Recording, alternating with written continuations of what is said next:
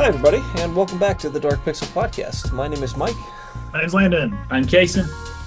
All right, we have some great topics today, but first, got an announcement, because not as many people saw our video from Monday, if you haven't seen it yet. The announcement for our live stream tomorrow. We are having a big Beastmas celebration. If you don't know what Beastmas is, you weren't here a year ago when Bob Talon mailed us a PS4. He mailed us a PS4. Changed. Everything changed, right? Yep. Anyways, it was extremely generous gift from Bob Talon. Allowed us to be able to cover a lot of games this year we wouldn't have been able to otherwise. And he wrote on the note inside of it, Merry Beastmas. So we made that like an official holiday. We told you to mark your calendars. And I don't think you guys marked them. It's literally tomorrow. So yep. So it's going to be tomorrow. Mark your calendars, but it's tomorrow.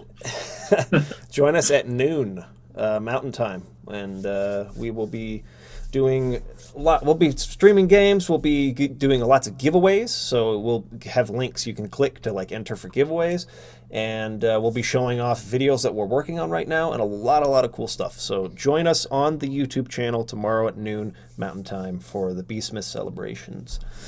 Okay. Let's get into it. Number one topic, Sonic Mania came out, and people are loving it. Yep. I actually have a download code for it, and we're probably going to play it tomorrow on Beastmas.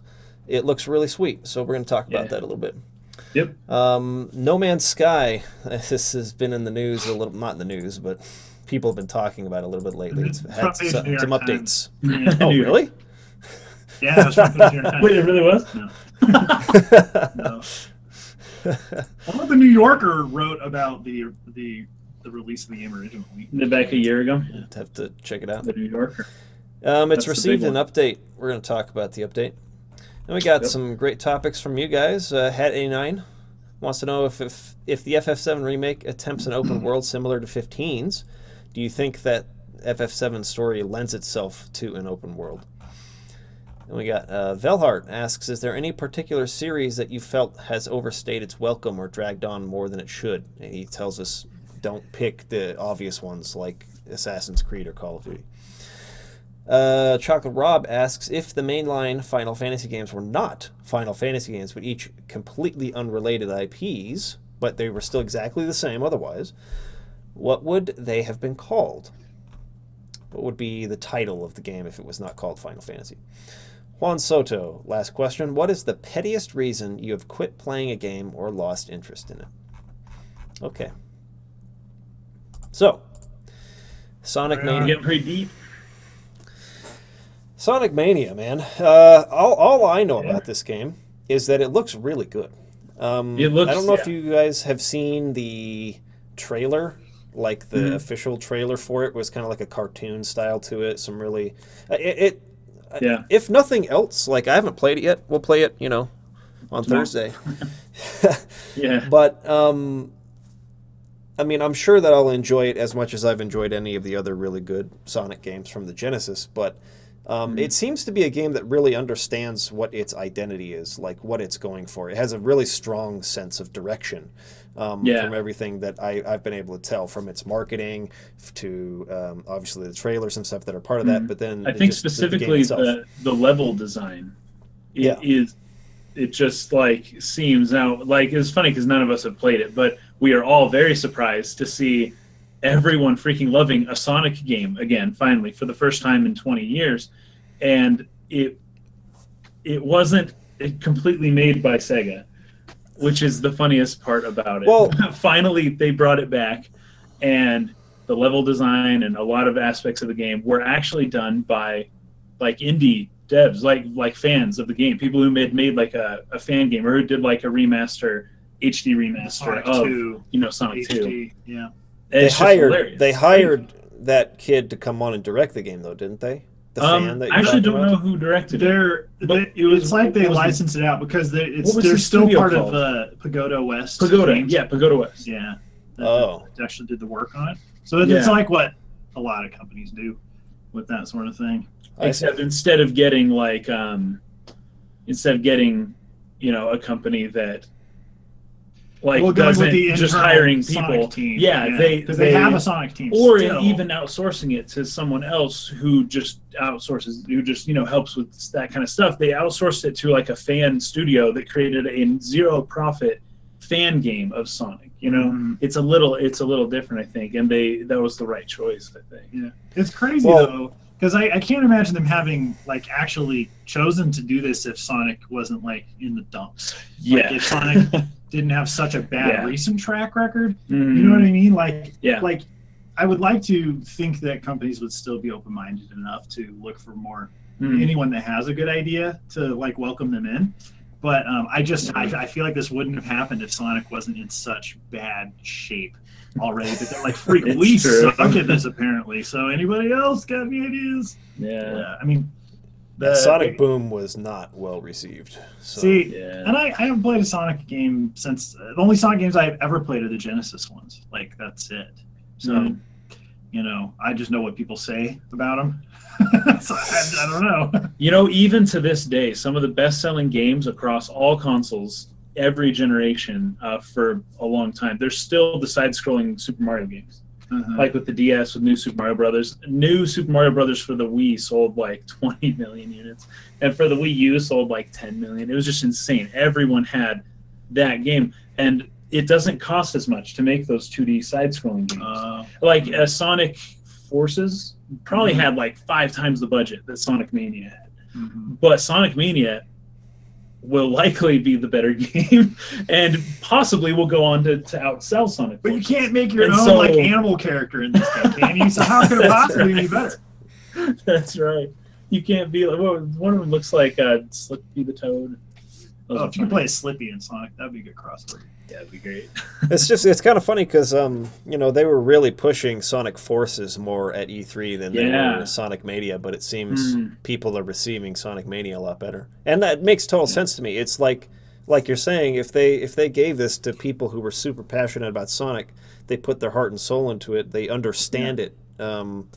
What made it so great to begin with? It seems like what they've done is they've recaptured, in a gameplay sense and an aesthetic sense, like what people loved about those original games, and they've given a re-release of some of those levels, right? And then they've included their own original levels too.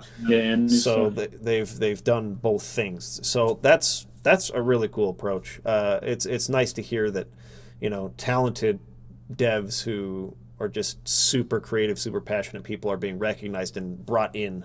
Sega seems to do that better than anybody else.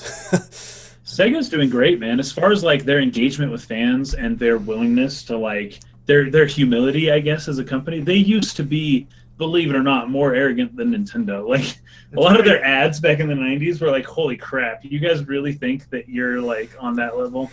Okay, dudes, whatever. But they're so humble now.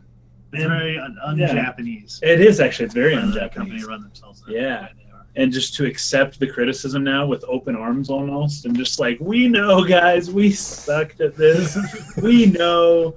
And just kind of embracing it. The way they tweet those Sonic memes like every day on their Twitter account, it's just so fun. I think one of the smartest things that Sega ever did was that Sonic cartoon, because the animated show. Because there's like been a Sonic comic / manga that was running for a long time. Because I think that kept a lot of people around. Even though they weren't maybe satisfying everyone with the games, but people who loved Sonic, like you even got some new kids into Sonic that way. I think that helped them out a lot. Right here, I don't know if Sonic Mania appeals to those kids or if it's strictly appealing to people that are like our age who, grew up with that stuff, and so it feels super nostalgic to them. I'd be interested to see what what a second grader thinks of this game right now. That's the funny thing, though. There hasn't been Sonic Adventure 2 for the GameCube and PlayStation 2. I think that was a well-received Sonic game, right? But as far as going back to the 2D Sonic and they've made a few since, but they just haven't been as well received. The fact that this one's being well received, and there hasn't been a well-received 2D Sonic game for probably close to 25 years or something. It's been a long time. That shows how even 25 years later, a brand recognition is still relevant. Like if you created a brand and a name that people know, even if they haven't said or thought about that name for 25 years, when it comes back, it's back, and they're willing to jump back in. Well, that's actually, crazy. That's an interesting thing for you to bring up, because in my research for the Lost in Translation stuff, I learned that Pac-Man is the #1 most popular video game character in the world. Still, and that's Pac-Man. And there have been Pac-Man games, but like, they're not like that's not what's keeping Pac-Man popular. What's keeping Pac-Man popular is just the pervasiveness of that initial run of the arcade game. Yeah. And so it's crazy to see the staying power that they have. Like, but think about it. Like, how long would it take for Mickey Mouse to be something no one cares about at all? It would have to be, I guess, like that's the power. That's the power that these characters have. Yeah. Like, using a character and injecting your company's like kind of stability into like the design of a character. That's a better investment than because they're a video. Like, who cares that much about Atari? Like, what can you grab onto that's Atari specifically? Right. That's like, oh man, like they don't have that. Right. They don't have that. They screwed up. That's true. Well, people hear the name and they're like, oh yeah, Atari. Because they were the first, and you got to respect that. But you can't put like Atari Man back into a game and have people be like, fetch, it's Atari Man. You know, like, Atari's back. Yeah. You can't have that. They can never do that. Yeah. Sonic with the beating that Sonic has taken, I feel like in recent years, it's like, to your credit, when Persona 5 came out, which was distributed by Sega, right? Yeah. And you know, games like Yakuza and this series, like those are games made by Sega that are very popular. Yeah. But not like within Persona 5, you know, not made by Sega. I mean, but you know what I mean. Sega owns that. Exactly. They're involved. They're games that are made more or less by Sega and distributed, but nobody who plays those games is like, oh, Sega's back. Because those games don't have the Sega. It doesn't say Sega when you want. Yeah. But when you sell, if Sonic sells even half as many copies as Persona 5 did, it's like, oh, Sega's back, right? That like what you're saying about Atari. That's kind of the connection right there. It's like, Atari makes games, but none of the games are like, oh my gosh, that's Atari, you know. And Sega doesn't really have that anywhere. They have one. They have one character, and I guess like Tails. Well, and Alex Kidd. There are some Alex Kidd fans out there. Alex is nowhere near the level of Sonic, though. But the ones that love Alex Kidd, they love Alex Kidd. Yeah, that was one of the funny things in the Sega Gaga that. That Dreamcast game. Yeah, so it follows the director of Alex Kidd. Oh, and the creator of Alex Kidd. And he's like, oh, you were once the great director. You made Alex Kidd. What has become of our company since? And it's hilarious. That game, I can't believe it. I can't believe it exists. Oh, anyway, I'm going to do a dark history about that game and other things. But what is it? Did You Know Gaming recently? They kind of beat me to it. They already did, which is funny because I had this Sega Gaga thing. I'd been sitting on it for a year, and finally somebody else did it, so I get it, whatever. But I have a different take on it than they had. Anyway, so did you know? Gotta make it. Gotta get to the people. But yeah, there you go. Sega's back. I'm very excited to play it. And I got to shout out to Velhart. Velhart was the one who gave the code. So nice, thank you very much. Oh, that's awesome. Appreciate it, dude. And we'll stream that on Beastmas for sure. So stay tuned. Stay tuned. Okay.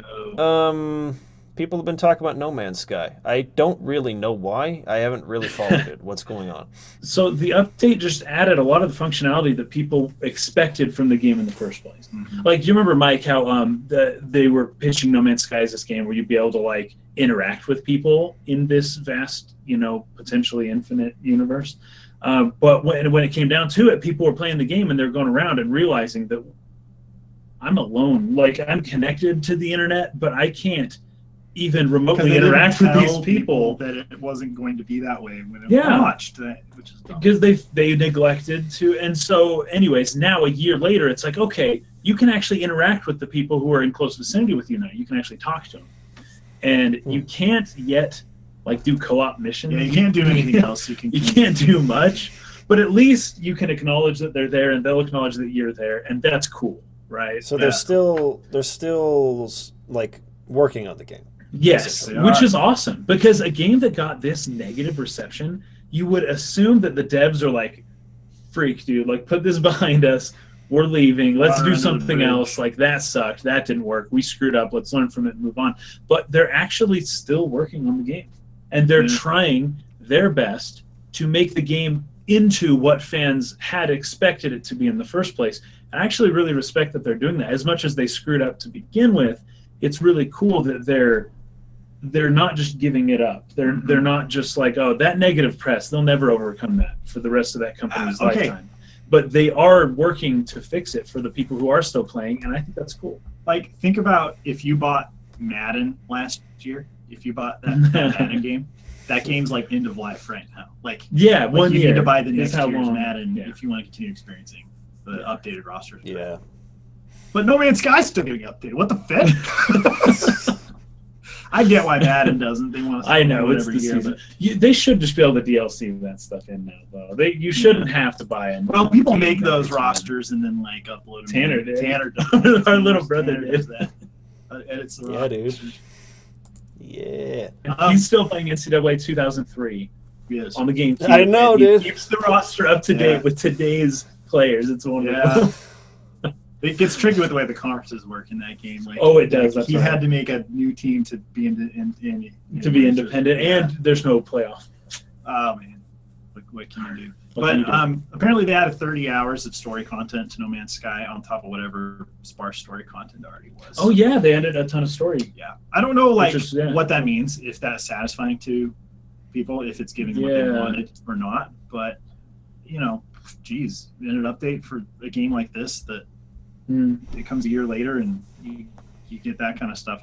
Like you can fly your ship down low now. It's like you can fly close to the planet now. Yeah, you couldn't do that before, and you can summon your ship now too. If you don't have to like go back to it, you can call it and it'll like come. Yeah, and that's little things like that. Someday we might possibly play that game when it's when it gets its like 5th year anniversary update. It's like $10. All right, now we'll it might be $10 now. What if they're still updating it in 5 years? This could really become a cool game, eventually. Yeah, I mean, this pays off if more people buy it because it was updated. I don't know. It's getting some pretty good press now. It reminds me though, Mike, you're always talking about CD Projekt Red and how they continue to support The Witcher and all that stuff. Oh yeah. Well after it came out, and it's cool to see a company doing that same thing, even when the game wasn't. Even when the community freaking like full-lipped out on them, totally, and basically disowned them forever. Yeah. It's not that they don't deserve the hate that they get. Oh, they absolutely do. But that's why communication's important, I guess. Yeah. So well, just tell the truth. If someone asks you a question like, "Will there be multiplayer in the game?" say, "I would like there to be, but there isn't as of right now." Just tell the freaking truth. Maybe one day. We're trying so hard. Just tell the freaking truth. That's all you have to do, and people won't hate you. Well, some people will hate you, but most people won't. Most people won't hate you. Okay, you let me know what you guys think of No Man's Sky. I never ever played it, so I watched someone play it. seemed like kind of a boring game, but whatever. A lot of mining, a lot of like magnetizing elements, and just sucking them into your little gun there. Killed by the elephant giraffe thing. Yes, and then those freaking crazy. There were some funny gifs around. There were. I saw that specific gif was put into a video, and the song, the Welcome to Jurassic Park with harmonica, and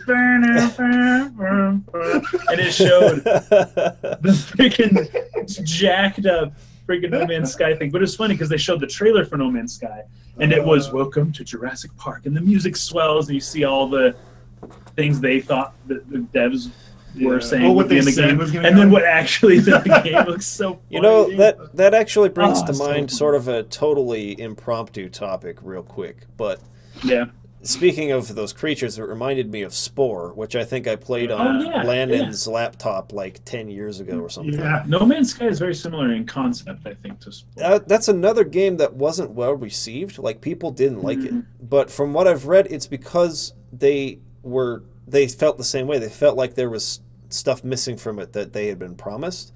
Very similar thing to a lot of the Fable games, especially Fable 2. Oh my gosh. Over-promising and under-delivering is just a huge problem today.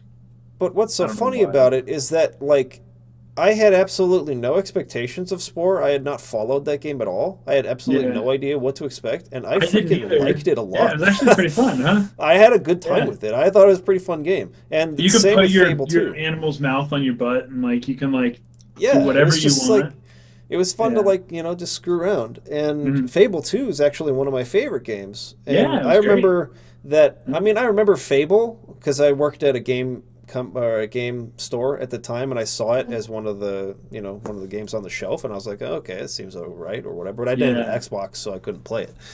But I got back from Vegas and had not followed Fable 2, had never heard of Peter Molyneux, had like no idea what it was, and my brother brought this game home, and I was like, sick, let's play it. I freaking love that game. And so I really wonder if, I mean, I don't know if I'm going to play No Man's Sky. I never really had a ton of interest in it ever since it was unveiled. It's just not like the right aesthetic for my personal taste, to be honest. But like, I wonder if the expectations are more or less what really ruined the experience more than what it actually was. Now, I can't say that for sure, again, because I look at people playing it looks very boring to me. But I don't know. Expectations are really, really important to rein in for, because I mean the same thing with Final Fantasy 15, right? Like I tried as hard as I could not to like have an expectation of what the game is and just like play it for what it was impossible to do that after all that time. I had been waiting for so long, Right. I really wonder that Final Fantasy Versus 13 trailer.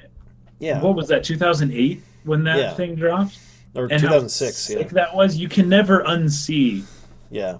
What you've seen and how awesome something looks, and then not getting that, it's just like, and then it's 2008, right? So that means that the game came out 8 years after you saw the Versus 13 trailer, which means that when you reflect back on that trailer, you're just building it up in your mind. It's maybe not even quite as cool as you remember it, but that memory sticks with you of, oh, this is going to be freaking cool. It's crazy how many game companies have a problem with that, because you can't get away with it forever. Like the game will come out and people will see what it is. And and sometimes they planned on it and they couldn't do it. Like I get that. And then sometimes they're lying.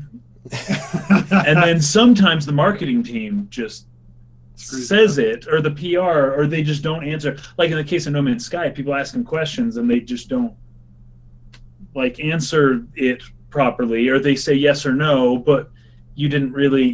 Then you start to assume things, and that's the marketing and PR's fault. That's not the developer's fault, because there's a lot of different ways that our expectations can be betrayed there, and it's either through through all sorts of things, but it does happen a lot. Kind of unfortunate. What's Peter Molyneux doing now, though, by the way?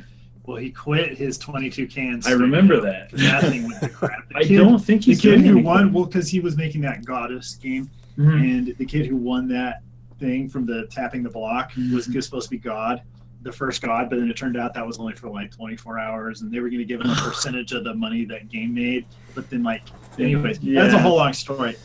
That's the last thing I heard about from that dude. I think he's really pissed off a lot of people. Oh, probably. He needs to just go be a low-level developer at some. He's done. Mid-level. His career is a fetching joke now. I can tell you what Peter Molyneux is doing. He's still on Twitter and coming up with ideas on Twitter.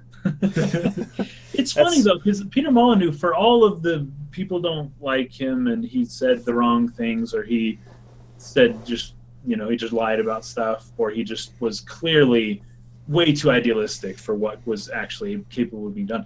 But his resume is pretty impressive, right?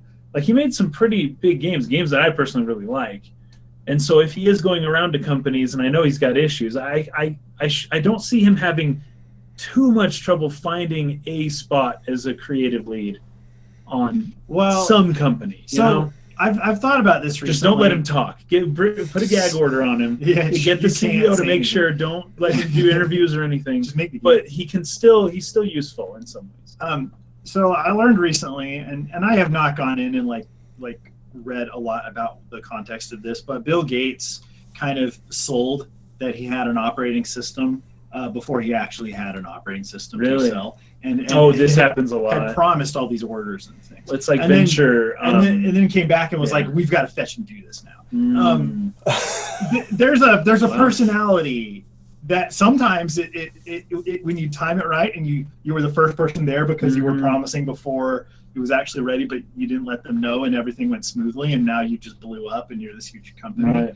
Like Microsoft, or sometimes you're Peter Molyneux and you just you try to do it and it doesn't quite work. Yeah, I don't know. I thought that was crazy though. That's just nuts.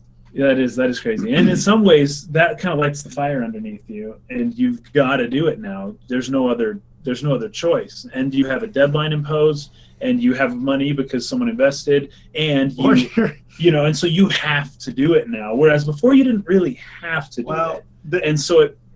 Think of the ET team, the Atari ET. Yeah, they just party. There are people that fetch it up, like Anyways, be responsible. Yeah, I don't know. Maybe I'll try No Man's Sky, and maybe I'll like it. But of course, I'll never play the original version. I guess. So exactly, you won't. Sure. But it'll be like $10 eventually.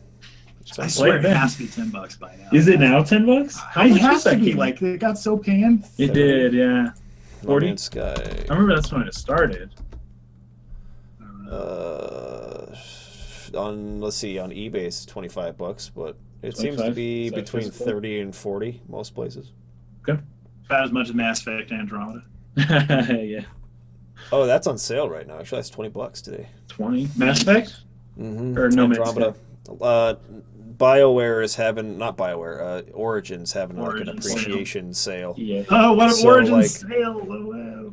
But like a bunch of the Dragon Age games are $5. Dragon Age really? Inquisition. That's actually a good deal. Inquisition's $5, so I might pick that up. I just remember when Origin started out and they would have sales, and it was like Nintendo. It was like when Nintendo had sales. That's like it's nothing. It's like sucks. Terrible. That's so funny. Okay. Next topic is from Hat89. He says, if the Final Fantasy VII Remake attempts an open world similar to 15, because it's trendy now, do you think Final Fantasy VII's story lends well to an open world? Well, in the old games that have that overworld, like a lot of RPGs have an overworld, right? You've got your little David and you can go. That's kind of open world, right? I mean, I know it's not what we see open world today, like mountain Skyrim range or a swamp. Yeah, and then you can't cross it. Go, but you can kind of pick which village you go to, or. I mean, I guess it depends on how we define open world. Like, if you're just saying it as like large spaces and it has this enormous seamless we're defining map it in or terms whatever. Of Final Fantasy 15, right? But if we're saying similar like to Final in Fantasy terms of 15. structure in like in that game, how you can just proceed through the story beats whenever you want to. Like, I'm just going to hold off on continuing with the main story right now, and I'm going to go do all this. Go hang out at the go race chocobos, dude. You can do that. You could kind of do that before, anyways, right? Yeah. It's hang out at the Golden Saucer. It wasn't open world in the sense. Well, even Final Fantasy 15 is not open world in the sense that it's non-linear story-wise. Like, you can't just go do something from the end of the game right at the beginning. Yeah, you have chapters and stuff. So if we're talking about in style similar to 15, I don't see why not necessarily. You would have to have certain areas still kind of locked off. Like, just for instance, once you get out of Midgar, right? And you go to Calm, and then you go down to the Chocobo farm. Yeah, I mean, they're probably going to lock you off in that area and say, like, you've got to get past the Midgar Zolom still, right? So there's probably still going to be points where you would not be able to just walk around the mountains or jump on a ship and just sail over here and just go around that part, right? So if they were to do something like that, then no. It obviously has a very linear progression that they'd have to have certain sections locked off to you until you beat a certain part of the story. But Final Fantasy 15 did that too. You couldn't I think that suits Final Fantasies in general better. Yeah, that would suit Final Fantasy VII's story, doing it more like how 15 did it. I mean, and I would not prefer that, by the way. I don't think Final Fantasy 15 did open world all that well, but it did force you to go through the story at a certain way, and it did pace you to some extent. And I think that if you're going to go Final Fantasy VII open world, the way 15 did it would be kind of, I think, the way you'd have to do it. Yeah, it's like if you can set up your geography in a way that people feel like they have freedom, and there's reasonable reasons why they can't go absolutely wherever they want, then there's not like a problem with that. I mean, that's what games like you're saying. That's what Final Fantasy VII was. There's these mountains you can't go across this, or there's something awesome on the other side of these mountains. Can't really get there unless you get a certain chocobo or whatever, or a certain spaceship, or airship. But like Final Fantasy VII's story is so broad that there's so many points where there's like kind of a lull where like it makes sense that you could just explore a region or something. Yeah, but they'd have to do something to keep you in that region, though, right? Probably because of how big the file sizes are going to be. Because if they're breaking this up. No, we've talked about this before, but Unreal Engine 4 is not geared towards open world games. It is not used for open world games. If you look at what most of the people that use Unreal Engine 4, that's not the kind of is GTA its own engine entirely? What is that's a good question. I don't know. I would have to guess it's probably a proprietary engine. I think so, but I don't know. Yeah, I'm not sure. But yeah, the engine they're using doesn't quite lend itself. I mean, you can still do it, right? You can do anything, but it doesn't quite lend itself well to the way that it would maybe if you did it the way that 15 did. It would probably make more sense. But yeah, because like like the difference between Final Fantasy 15 and say like Breath of the Wild or something. Like Breath of the Wild locks you off only in the very, very beginning on the plateau. Right. You got to get those 4 dungeons done first, those 4 shrines, and then if you have the stamina for it, you can literally just kind of go wherever you want from there. Just find a way there, you can get there. And no, if we're talking about that would not work at all for Final Fantasy VII. Because you'd need to make it so that Cloud and Aerith and Tifa and everyone can do the Spider-Man climb the way that Link does to get over all the mountains and all the terrain. That makes me wonder, are they going to do the chocobos the same way? Because you would eventually have a fetching chocobo that's like run over the top of mountains. See, this is what I'm saying. I really feel like they should do a traditional Final Fantasy world map still. You can still make it look really cool. You can still make it look awesome. You can still make it look sweet. It's just like a taller guy running around. Dissidia does something like that. Yeah, they do. That's freaking awesome. Do that. Type 0 does it as well. Do that. I really think that they should stick with that. But if they did try to go seamless, like to scale sort of maps, like Final Fantasy 15, I actually don't see why they couldn't do it and have it work almost identically, especially if they are splitting it into parts anyways. You could like split each continent into almost its own game, right? So you could have the whole first continent be the first game, which would be all the way up to Juno when they cross the ocean and they dress up like Shinra dudes on the ship, and you have like Red 13 like balancing around like on his tail and stuff. I really wonder how they're going to do things like Tigger. That. Yeah. When I first like but in a game sense, met Red 13, I was like, dude, this guy looks freaking hardcore. Like, this guy's awesome. He's got like the tattoos. He's this weird chimera lion thing. Looks like he's on fire. Yeah, it looks like he's on fire. And he's kind of like, he's not like that hardcore of a dude actually. Probably because the dude who made him, or that scientist dude in that village in the desert. Anyways, his backstory is really, really weird. But I was a little disappointed in Red 13. I guess. Oh, yeah, I was a little disappointed that he wasn't just this like.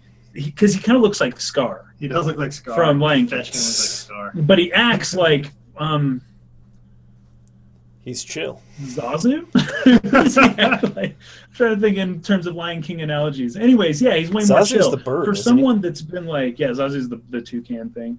But yeah, for someone who's been like, the subject of experiments and he's scarred and tattooed and like super hardcore looking, he's not as hardcore as he looked. That made me upset when I was 12, I guess, because when you first meet him, it's just like sick, dude. And then as you get to know him, you're like, "Whoa, you're kind of goofy."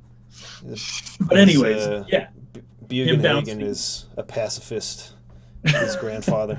Well, that's true. He is more of a pacifist, and maybe that's where when I was 12, pacifism's not cool when you're 12. He's pacifist, especially not in a video game. If you play him as an active party member, he kills then he kills everyone. People. He's actually pretty sweet in battle. I always played with him. Yeah, but doing the worlds as separate like episodes or discs, sort of what they had done. But you do kind of still come back to that first world when you have the airship and whenever you want, and so you'd still need to incorporate that in episode 2. Right. That's true. If they're limited by space in terms of what they can do in an episode, that's not going to change much by end game, because you're going to have access to all that stuff anyways. Like everything. Yeah. But I always got confused at how that worked. But I guess it was just that's a good point. Right? Like, it's mostly just what was taking up space on the disc. FMVs were pretty. I think they're pretty messy. That's a good point. Though at the end of the game, you're going to need to go everywhere. So, you're going to need to have like the biggest install. Because if you want to do like Yuffie's issue, or if you want to go back and make all the baskets at the Golden Saucer or whatever, if you kind of need to be able to go back. There's definitely room for them to streamline it a little more and be like, if you wanted to do that, if they needed to do that in that first. Yeah, because that's how Final Fantasy 15 was, right? I mean, once you get past a certain point, that'll piss people off for sure if they do that. Yeah. If they lock off areas after you leave them for the first time and you can't go back. I understand the story utility of doing that, though. You know, the focusing people's attention and exactly. And like, this thing's happening now. Come on, don't, because open world games have that issue of, oh, this thing needs to be done, but don't mind me. Like, I'm just Zelda trapped in the castle. Like, go around and find all the Deku seeds and whatever. Yeah. Like, you know, they have that issue of there is no urgency at all because you can do whatever you want. And I think story-centered games need to have that urgency in some way. See, then what do you do? What do you do later in the game where it's like, I want to go and like hunt down the weapons or whatever? Yeah, that's true because that's only available later, and like that works really well with the original overworld style, right? Because you can travel the whole world looking for this thing. Fetch, there it is. Let's go attack it. I wonder what they would do. I do have to say, if that element of the game is not in it, the ability to explore the entire globe at any time. Yeah, in the airship or something. It will lose something really special, in my opinion. Yeah. Like, there was a lot of secrets. It was so sick. It was like, oh my fetch. Yeah.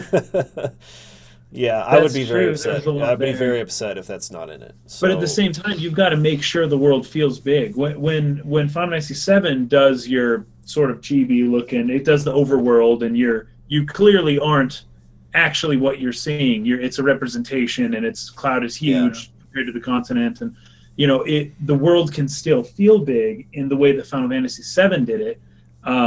When you're flying around your airship and doing all that stuff. But the way that Final Fantasy 15 does their travel stuff, actually you feel very limited. It feels like a smaller world. And so if Final Fantasy 7 doesn't have that representation for the overworld the way the original does, and you still can just explore the whole world, that world's going to feel really small. Yeah, for sure. Which can kind of take away some of that magic that you're talking about. I suppose, especially for the late game, you could turn the airship into a hub and be like, hey, Sid, I want to go here. And then he does that, and you don't get to control that. And then it just loads. That's how they did it in Final Fantasy X and Final Fantasy 12. And 12, so you just picked a location, and it just loaded the area, which I didn't like as much at all. But that's true. We'll see how they decide to screw that up. It'll be fun to figure out. Did you ride the airships, Mike, in Final Fantasy 12 much? No, because you can freaking crystal travel everywhere. Because there's some stuff you can do on the airships. It's actually kind of fun. And there's some quests there. You can get, there's some quests, and then there's actually some good equipment, too, that you can only buy on the airships. So I went there to do those things. But okay. Because it is kind of cool. You don't really see the ship traveling, but there is a point in Final Fantasy 12 where you can go out on the deck and you can see the clouds moving below you, and it looks pretty cool. And you can still like move around the airship even though it's on a linear trajectory. It's going to one place, and whenever you decide, It's like being on that's when it arrives. Yeah, it's kind of like being on an elevator. And then you just decide, okay, I'm going to go to sleep, and then when you wake up, the ship's there. I think that's fine. I think that's fine. I don't remember where I was going with that. I'm just saying, like, when you go somewhere and it's like, hey, take me here, and then it just loads and you're there, as opposed to, oh, at least be able to do something during the traveling time. I'm a big, like, journey guy. I'm a big, you know, find joy in the journey. You know, going places is just as fun as getting there and doing whatever you wanted to do, you know, if you do it right. And so I'd miss out on something. If you can't control the airship yourself, at least do something like that, where everyone's on like a part of the ship and you can walk around and you can do stuff and make the interior of that airship a little more, I don't know, interactive. Well, like like in the Mass Effect series, when you're on the Normandy and there's some things to do that are really just specific to the Normandy. And even though you go and you look at a map and go like, I'm going here, and then you didn't like pilot the Normandy across the galaxy. Right. See, that makes Seth Green. That makes more sense because in Mass Effect you literally are teleporting because you're going through the Mass Effect relays. That's right. And so you like you're literally teleporting. There's nothing to be done. So it's not just a game mechanic. But it's actually a how location it works. in and of itself. That's still cool though. That's still cool. Yeah, I don't know. They could do something like that. I don't know. We'll see. Yeah, I mean they could do both, like, because in Final Fantasy VII and the older games you can always press triangle, and then you go out of the overworld mode, you go into the ship, and then you go run around and you can talk to the people. That's right. Yeah. And in older Final Fantasy games, keep that. Sometimes that's a way to figure out if you have all the party members or not, because you're like, there's fetching. There's an extra room. There's nowhere. Yeah. Okay. There's nowhere we're missing. Yeah. Like. And in games like Final Fantasy III, they even have shops on the airship where you can go and like buy extra items and accessories and stuff like that. So, I mean, there's no reason why they can't have that element in it too. I just really like being able to like pick a spot and land there and like go check something out, versus I have to go to this city and then leave the city through like 5 different zone screens and then go through 5 different zones to get to this particular place I wanted to be to like look there. You know what I mean? I just want to go there. So I don't know. We'll see what they do.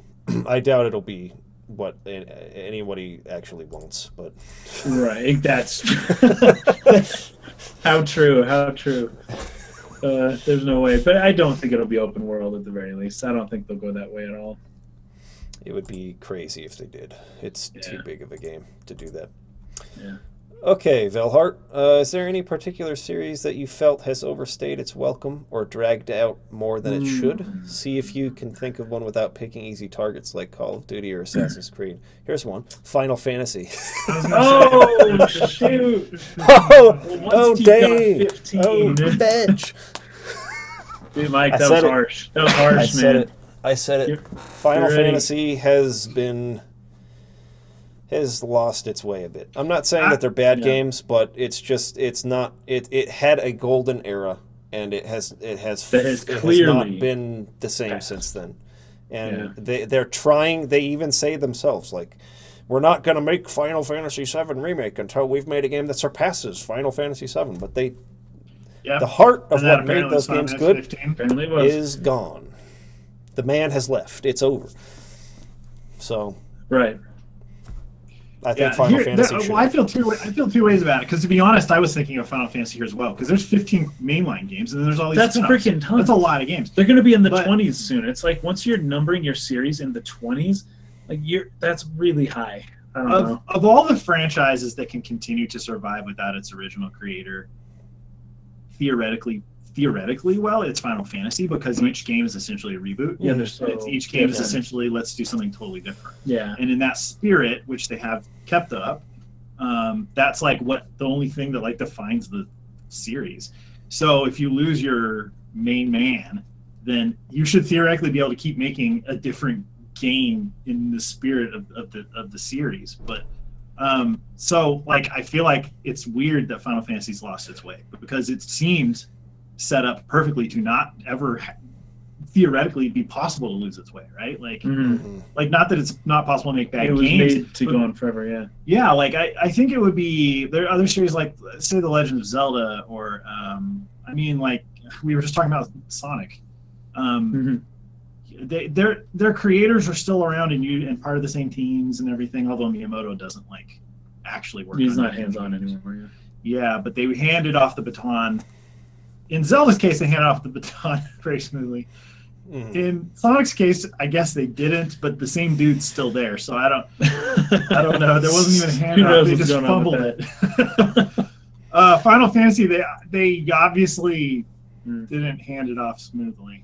You know what's funny? This actually goes in perfectly with the next question, just to kind of lump them all together, because Final Fantasies could easily be called something else, like The Last Story, or Lost Odyssey, or Terra Battle. Terra Battle. Terra Battle. No, oh freak! What was that? Blue Dragon. Blue Dragon. Sure, why not? No, what's that? What's the Final Fantasy Tactics Vagrant Story, or Chrono Trigger? Right, like a lot of times those games are considered Final Fantasy games, right? Even though they're not called Final Fantasy. But when you think about it, it's like, well, why aren't they called Final Fantasy, and why aren't Final Fantasy just called something else? Like, why isn't Final Fantasy VII called like the Legend of the Life Stream, or the Meteor, Meteor Apocalypse. Apocalypse Now. But like, why not just call them that? Because that's what the game is. The Final Fantasy title is when you've got a series that's not really a series, because each game is completely different and a whole new thing. I kind of question the utility in even having a series and in even calling it like the Final Fantasy series, especially when they have made games like Secret of Mana, Chrono Trigger, and Vagrant Story, and all the ones that I mentioned, because those are Final Fantasy games. They're not, but they easily could have been. And why weren't they? And why was Final Fantasy V Final Fantasy, but Secret of Mana was not? And they easily could have just been flipped, and it wouldn't actually have changed. But nobody would really know Chrono Trigger or care. all the Secret of Mana, right? Well, yeah, the Seiken Densetsu, yeah. The original Seiken Densetsu was Final Fantasy Legend. That's exactly my point. In Europe, outside of not in Japan. Right? No. Yeah. In Japan, it was called Seiken Densetsu, but in America and everywhere else, it was called Final Fantasy Adventure or whatever. And that's the funniest thing, because like that's a Final Fantasy game, right? But is it, and why, and is it not? And in Japan, it wasn't called that, but it became a marketing tool. Calling a game Final Fantasy or not is just, hey, do we want to put the brand on this game that we made and say that it's Final Fantasy, even though it maybe isn't. See, I feel like video games were a step ahead of Hollywood in the franchise building, because franchise building is a way to mitigate risk, right? That's the only reason it actually happens. It's true. It's a marketing tool. It's a marketing tool. It brings people out. It mitigates risk. And so like Hollywood loves it, because it's like, fetch, like this already has brand recognition. Right. This already is a household name. People already know these characters, or what, not like Final Fantasy's case, although there's some names that recur. But yeah, like the Pirates of the Caribbean movies, it's like they could probably keep making those. Or Transformers movies. People have been ripping on those movies since since the first one, but really since the second one. The second Transformers was a crap movie. Yeah. And that's where people realize that this is going to But they can keep doing it, because if each was a standalone done at that quality level, it probably wouldn't be worth the investment. It's true. like I feel like video games were a risky thing to invest in. Yeah. And so by they had to mitigate that franchise building, they could mitigate that risk a little more, because I don't know how much the cost has gone up relative to like inflation and stuff over time. That would be interesting to see. But I imagine it's gotten more and more expensive since the NES days. Oh yeah. Per game. So yeah, in that sense, I feel like Final Fantasy only makes sense because it's a way to mitigate risk. Why not call more of the games Final Fantasy? That's true. That's a good point. Why didn't you call some of the other games not Final Fantasy and others you did, when they all easily, and sometimes you want to diversify, right? Because it's like, oh, we're Square Enix, we only make Final Fantasy, and they don't want to be known for that. Yeah. They want to have multiple IPs. Which is another risk. Diversification is a risk mitigating strategy as well. So it's sort of both at the same time. I don't know. In some ways, I guess the point I'm making is there's 15 Final Fantasies, but that's just an arbitrary number. Right. That's just there are 15 games they made where they decided to slap the words Final Fantasy in front of them, essentially. Well, at least 15. Talking about well, it was still Final Fantasy, but it wasn't mainline, right? Mm-hmm. It was Versus 13. I do think that at least the first 6 games for sure shared enough between them to where it was like, okay, like this is recognizably Final Fantasy versus something like, say, Secret of Mana or something like that. Mm-hmm. I think with 7 and when they get into the 3D era, and like 7 and 8 both, I think it's a little bit dicier. Like this is pretty different, really, from what Final Fantasy was before. And Final Fantasy IX was a true return to form to that. But since then, I would say, it does feel a bit arbitrary to call it Final Fantasy because it doesn't really resemble what Final Fantasy's original identity was since the Super Nintendo and NES days. So, at this point, at this juncture, calling something Final Fantasy doesn't really mean anything other than they are going for brand recognition, whereas Final Fantasy 1 through 6, it did. Like, you knew what to expect from it. And with 9 as well, I think it fit very squarely into that same kind of formula and design philosophy and stuff like that.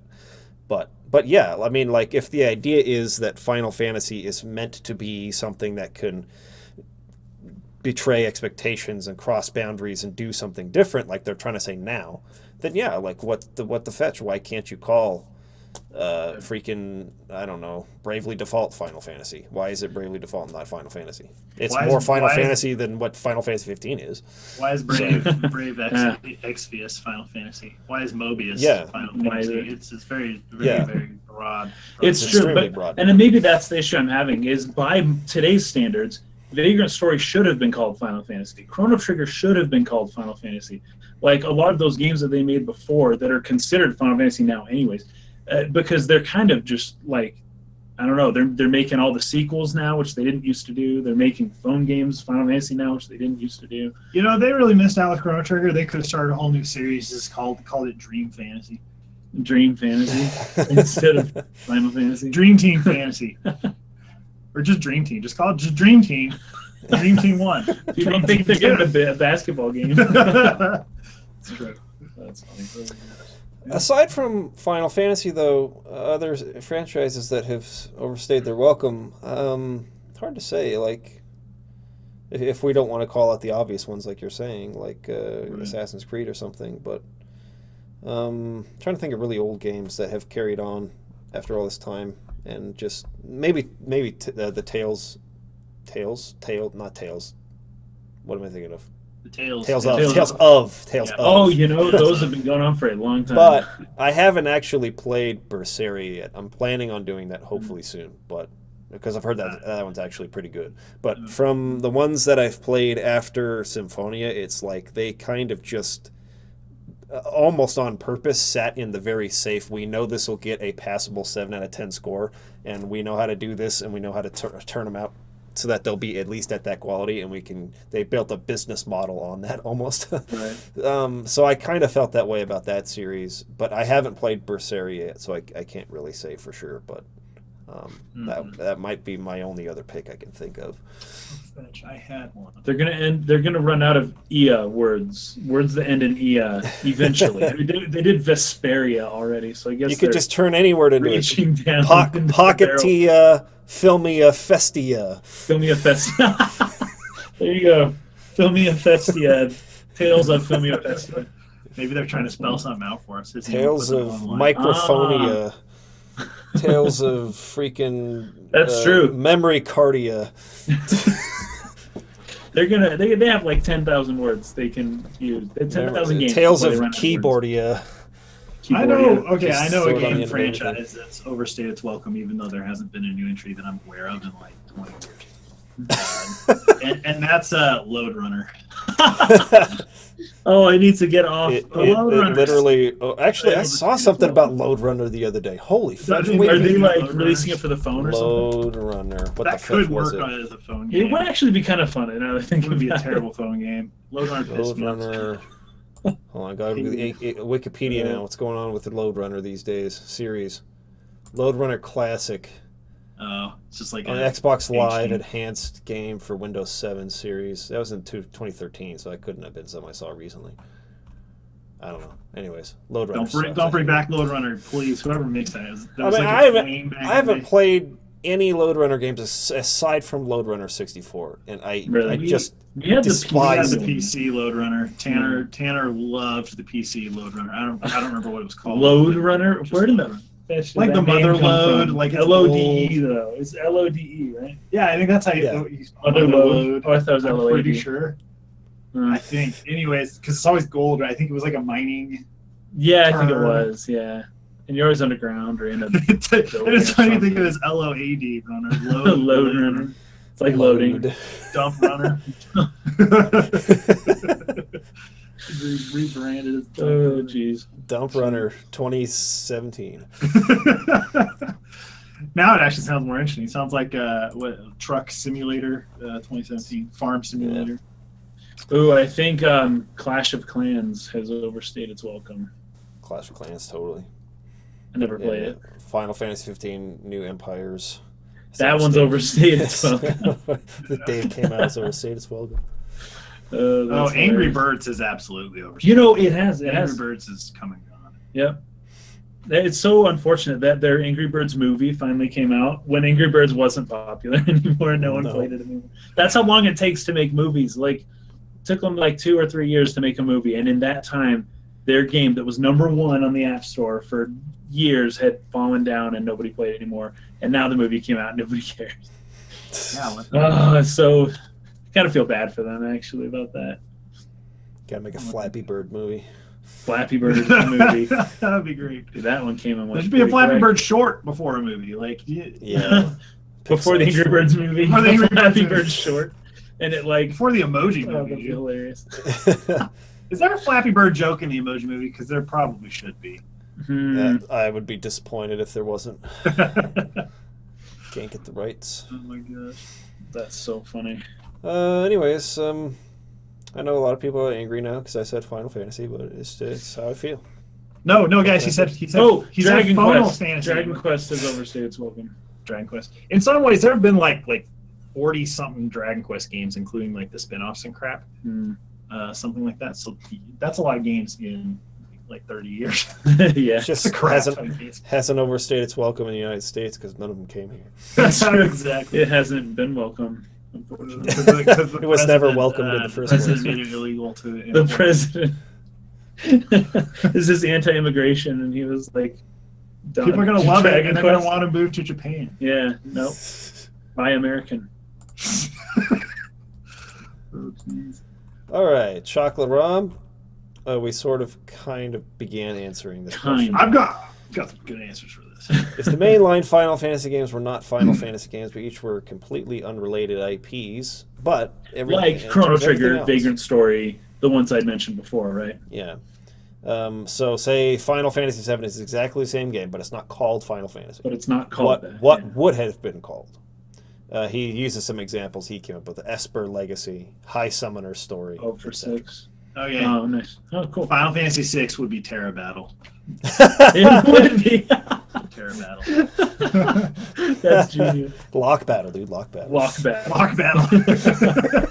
Or who's Ed Celeste? Yeah. Celeste. Edgar. Anyone go? Oh, Fetch. What's the Sabin Battle? No, it would have been called. It would have been called Sabin's Suplex. Train Suplex. Phantom Train Suplex. Oh, that's great. Oh man, yeah. I really liked Apocalypse Now for Final Fantasy VII. Apocalypse Now. That's a good name there. It's drawing on like existing names, but that's pretty funny. I mean, we can come up with a bunch of dumb ones like we just did, but like thinking of like Hidden Crystal of Final Fantasy IX. that could be like half of them. That could be half of them. Freaking no, it'd be Dragon Ball Z. Final Fantasy IX is Dragon Ball Z, dude. Straight Dragon up. Ball Z, you're right. Oh, it is. It's straight up Dragon Ball. It'd be Dragon Ball. Dragon Ball Super. Dragon Ball Trance. Dragon Ball Trance. There you go. Dragon Ball Trance. That's Final Fantasy IX. Final Fantasy 1. I mean, this would be a spoiler, but something about like time loop. Yeah. Freaking like Looper. Time loop. The chaos loop. Chaos loop. That's what I'm calling it. Arrival. We call it Arrival. There you go. Final Fantasy 1 Chaos Loop. Final Fantasy 2 Star Wars episode. Star Wars. episode. You know, Final Fantasy 12 has the Star Wars feel too. What. It feels more like the prequels, but Yeah. it's got like a Gungan, Naboo kind of feel to it. A lot of the worlds. And Final Fantasy 3 would be Dragon Quest. the four are just like Onion Kids. That's the Legend of the Onion Kids. Legend of the Onion Kids. That makes me more interested than Final Fantasy 3. Why don't they all have subtitles, to be honest? Because some of them, the Crystal Chronicles ones have some subtitles. Yeah. Final Fantasy 4 would be the Legend of the Space Whale. Legend the of Space Whale. Star Trek. Oh, the Red Wings. Something to do with Lunar. Okay, yeah. Something to do with Lunar, something like Lunar. There's a game called Lunar Story or something like that. What's that? I know it called? should be Lunar? called. I think it's just called Lunar. Silver Star Story. Oh, it is. Lunar. There you go. Final Fantasy 4, Lunar. Final Fantasy 4, Detroit Red Wings. There you go. Detroit Red Wings. That's it. Final Fantasy 4, bombs on an airship. There you go. On an airship. Bombs on an airship. Final Fantasy 4, you finally got to the city and it just got blown up like right in front of you. There's the title. Final Fantasy 5, a boy in his chocobo. That's great, actually. Or maybe that could have something more to do with crystals, because like of all the Final Fantasy games that tell the crystal story, I think like that one makes the most sense. To like it's most centered on that idea, I feel. So probably something to do with crystals. Final Fantasy 6, we already said Terror Battle. Final Fantasy 7, Apocalypse Now. Final Fantasy 8. Tom Cruise, Mission Impossible. He does look like Tom Origins. Leonhardt. Lionheart. Just call it Lionheart. Just call the whole game called Lionheart. Lionheart. Final Fantasy 8. That actually would sell pretty well, probably. That's a good name. Lionheart. You know, kind of like Dragonheart. Wasn't that a movie back in the 90s? Sean Connery was the voice of the dragon. He was the dragon, yeah. Final Fantasy 10. Lionheart. It's perfect. I would title it something about sin. Spell it tidal wave, Tidal wave, but it's pronounced Tidal wave. There you go, Tidal. Tidal wave, dude. You got Titus. You got the Tidal wave. Should have been one of his moves, dude. Should have been one of his moves. It's like a limit or something. Catching all these balls coming in on a in that sphere of water that they play in. That is funny as that's great, dude. Holy fetch, Tidal wave. That's perfect. Oh, fetch me. 11. Final Fantasy 11. The online one. Yeah. The online one. TOO. Let's see. Final Fantasy Dial-Up. I don't know enough about 11. I know nothing about anything in 11 at all. Nothing about 11. Final Fantasy 11, buy your gold on eBay. There you go. Yeah, I can't. It's tough to say because, like, I haven't beaten the story or anything. I've played many hours of Final Fantasy 11, and mostly what you do is try to get up to level 20 so you can change jobs. Oh, yeah. Choose your own adventure. Freaking, like, there you go. Choose your own adventure. And then get up to level 20. I don't know if it's the same way anymore, but try to get up to level 20 so you can actually ride a chocobo. Final Fantasy 11. I have no idea what I would call that. Yeah. Nothing's coming to me. Final Fantasy 12. The Naboo Chronicles. Naboo. Final Fantasy 12 Episode 1. Episode 1, that's right. Final Fantasy 12 Episode 1. That's too smart. That's too smart. I'm trying to think now. That one's got some pretty... Honestly, Zodiac Age, when you think about it. Zodiac is actually... it works well, yeah. That one actually does have a subtitle. Zodiac Age is a good term for this. Someone on Discord was saying Final Fantasy 12 for kids was what they were calling Zodiac Age. Yeah, because of... saying that. Yeah. So... The reason why is because they have the job system now, right? Right. So that was they had the international Zodiac job system version that came out only in Japan that also had that, but you could only choose one class per character. Right. Oh, in this one you can still fill it out, right? In this one you can get 2 classes. So the problem with this is that you can pick opposing classes that have strengths and weaknesses that support each other. Yeah, so, get somebody with a ranged attack and Right. So one class might come with like low HP and defense, but then you just pair that up with monk and it negates the weaknesses. So the problem is that they purposely made the game easier anyways, plus they added that. But if they were going to add that, they should have actually made it more difficult to balance difficulty because it's easier just by the nature of the fact you've added another class for the characters. It sort of destroys... He's not there, dude. It sort of destroys the whole point of having a class system in the first place, because the whole point of a class system is this person's weak here. I need this class to support that.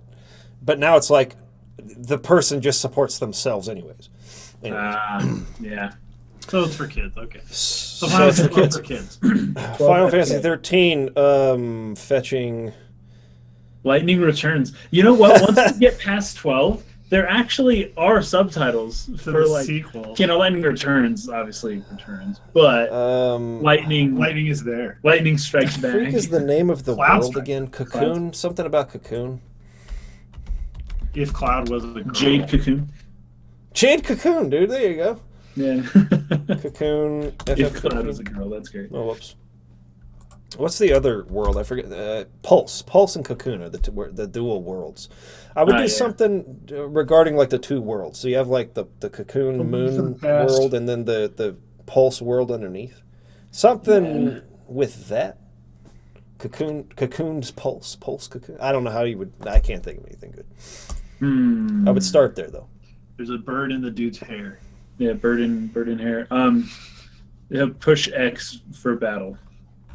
Something like that. Final Fantasy 14, similar idea. I haven't played enough of it to really comment. The current iteration or the latest set, the Return to Realm Reborn. Return to Ivalice. Yeah. Yeah, that's a pretty cool name, honestly. A Realm Reborn. Just call it the whole game. Realm Reborn, dude. That's right. There've been a lot of subtitles since had to do after that 10. Call Final Fantasy 15 the Versus Epic. There you go. The Versus Epic. Versus. Final Fantasy 13 versus Cars. Versus Cars. Versus Car. Final Fantasy, but this time there's cars.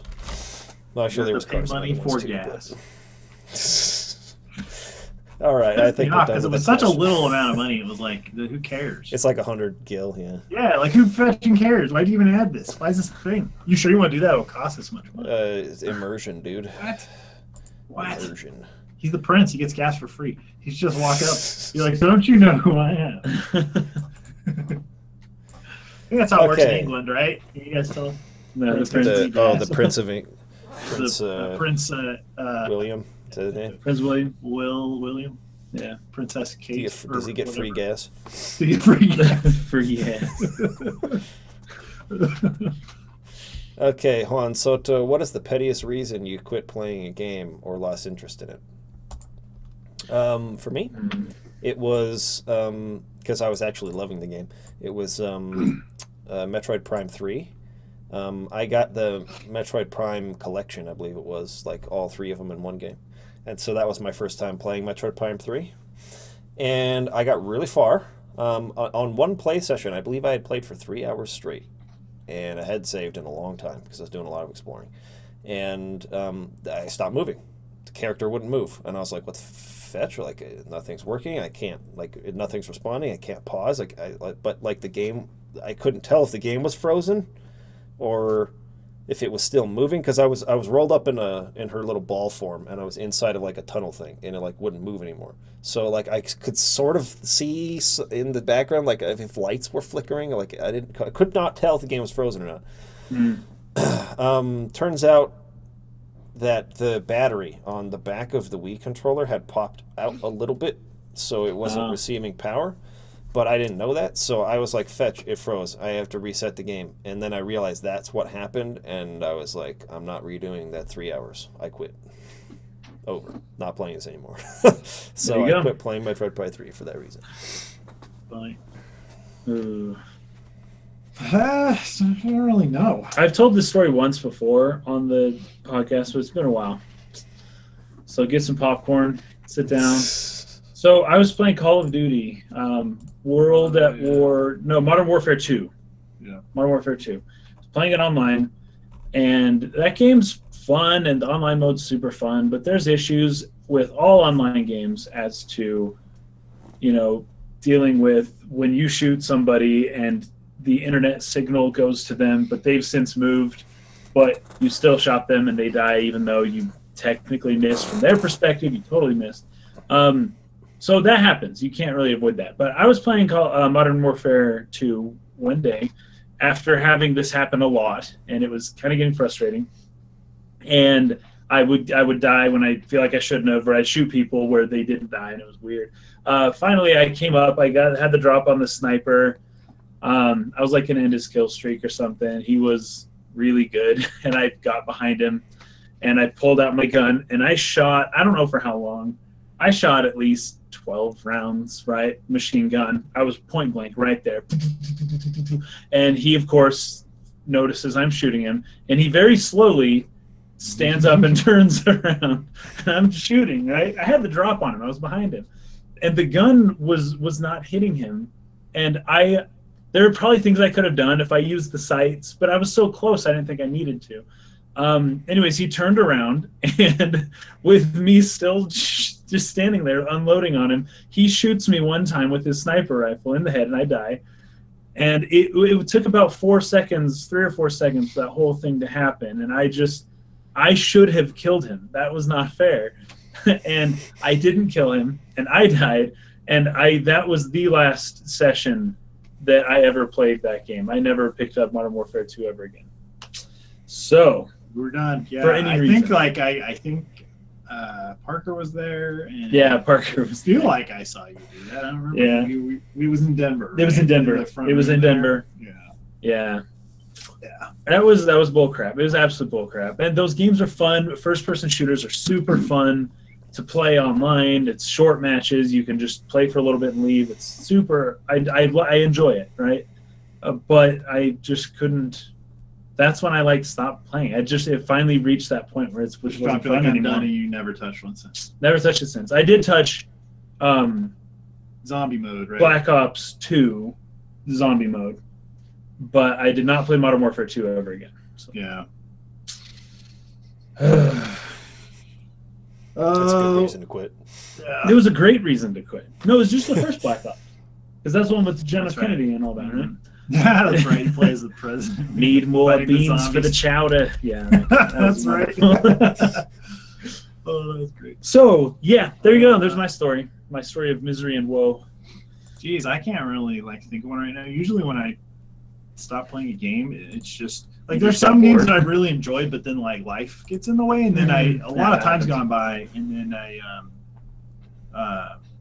will just pick it up one day and be like, I have no idea what I was doing, which is why I really enjoy when games have ways to catch you up with a log or something, because sometimes you just need to. I've done that with trails in the sky a few times. Yeah. I'm playing a couple weeks and I go back and read my log and oh, that's right. Oh yeah, that guy. I can't believe it. What a fetcher, and I'm like,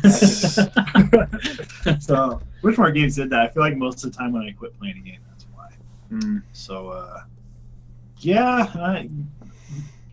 nothing is coming to mind right now. I don't know. I do remember the most frustrated I've gotten with a game ever in my entire life, but I didn't quit playing the game, was Smash Brothers Melee. I mained Ness in Smash Brothers. Freaking always like have 64 and Ness is strong in Melee and on. Yeah, his triple jump though, that was just so. I just never wanted to deal with that. I remember trying to do the campaign mode or whatever the crap's called. Oh, and, the challenges, like those 50 challenges. Top difficulty. Yeah, and then getting to Master Hand. With the crazy hand, right? So it's both. Yeah, and I must have done it a dozen times in a row and gotten like jacked like at the end every time. And I was so pissed. So pissed. And you get mad enough that you throw the controller, but you throw it into like a cushion in the couch. So right. You learn to do that from when you're a kid and you didn't do But I was like upstairs in our loft, yelling. And I remember hearing my mom downstairs like, quit playing that game. Like she was yelling at me to stop playing. And I was probably like 16 or something. Yeah. And I was like, no, I've got to do this. And she was like, but everyone could hear me yelling. Right. Like, stop doing that. I actually remember that because I think I had barely sort of started dabbling with that whole mode, those 50 challenges or whatever. And then I think I remember that because I went home, I was like, I'm going to try this. So I got all the way up to that same one, and it was the same deal. Like, I had to play it, like, a bunch of times to beat it. It was really hard. Yeah. And I was also especially frustrated because I mained Ness, but I was able to beat that mode with other characters. But you wanted Ness. Because Ness's triple jump is the hardest thing to pull off. Sometimes, if you're barely off, it's great when you pull it off, but it can be frustrating. Yeah, that's going to be my non-complete answer to this question. I do have another like petty. There's something I do not enjoy very much playing games with people who have already played and beaten that game, because I don't know, and this has to do with my aversion to spoilers. I and this may not even be true, but I feel like I can read into what people are saying and how people are behaving and how people are acting, even when they're not intentionally trying to give me any information. Like I feel like they're giving it to me subconsciously, and I hate it. And I'm like, you already know what's going to happen, and the fact that you're even carrying yourself straight-faced like that, it tells me what's going to happen next, And it's like, it's dumb because I don't think I'm right most of the time, but sometimes I am right, and that just feeds my anger of like, you knew, I totally knew it was going to happen. You're giving away the game for me. When you and Breezy were showing Chris and I that Japan Nancy drew, and this is what I had. There was that thing Nancy in that one room. Yeah. And Chris and I were moving, and afterwards, Krista told me, she's like, I knew something was going to happen because Casey and Breezy were both looking at us, but I wasn't looking at you guys, so I didn't realize it. And people do it. Happen, people subconsciously, and I just hate that. And so there have been times, because my wife is who got me into Nancy Drew in the first place, and so she played them all, and then I started getting into them. But I started realizing as we're going, like, because they're murder mysteries, right? It's like, oh, who did it? Yeah. And it's like, well, person right next to me knows who did it. And I'm playing the game, and my wife will say things like, oh, that's interesting evidence. And I'm like, what the heck? You know what happened. Don't say a word to me. Because now I'm like, okay, that either means, oh, this person did it, they're guilty. Or it means, oh, this is circumstantial, or this is like, this evidence is not actually, this is totally something else. But I feel like I can read into it, and I don't know, like half the time I'm right, and I do figure it out through means that I didn't want to figure it out through. That's very frustrating for me. That's hilarious, dude. Yeah, so that's me being petty, and I admit that. And there you go, pettiest reason. So I have quit Nancy Drews in the past because I was so mad that I couldn't play it with my wife because she knew, and I knew she knew, and she had accidentally given me info that I read into, and I didn't need to play the game anymore. Thank you. Job's done. Job's done. Job's done. Game's over. Yeah, that's hilarious. All right, well, good answers, good questions. That's it for today's podcast. Join us tomorrow, please, for our live stream, our Beastmas live stream. It's gonna be a lot of fun. Yep. what was I going to say in regards to that? I don't think there's anything else to say about it. Just be there. It's going to be fun. If you're listening to this audio only, you can check out our YouTube channel, Dark Pixel Gaming, for Beastmas tomorrow. Be a live stream starting noon Mountain Time. You can also watch our game analysis. And if you're interested in seeing our films, our short films and our visual effects, please check out Dark Pixel on YouTube. Okay, everybody. Thank you for watching. Thanks for your support. And we will see you again soon. Peace out. Bye.